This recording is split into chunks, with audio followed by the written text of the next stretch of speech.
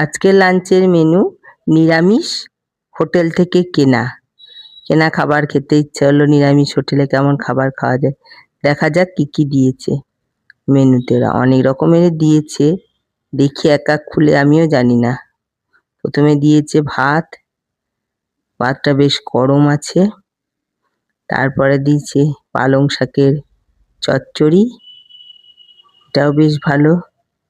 এরপরে দিয়েছে ঝুরি আলু পোলাও, এটা হচ্ছে পোলাও। তারপরে হচ্ছে ঝুরি আলু ভাজা। তারপরে এটা দিয়েছে এঁচোড়ের তরকারি, সবই নিরামিষ, অনেক রকমই আইটেম আছে। তারপরে এটা দিয়েছে ধোকার ডালনা, একটাই ধোকা দিয়েছে, ধোকার ডালনা। আর তারপরে দিয়েছে মুগের ডাল, ভাজা মুগের ডাল। তারপরে দিয়েছে দই আর মিষ্টিটা ওর দইয়ের ভিতরেই ভরে দিয়েছে। এই ছিল আজকে আমাদের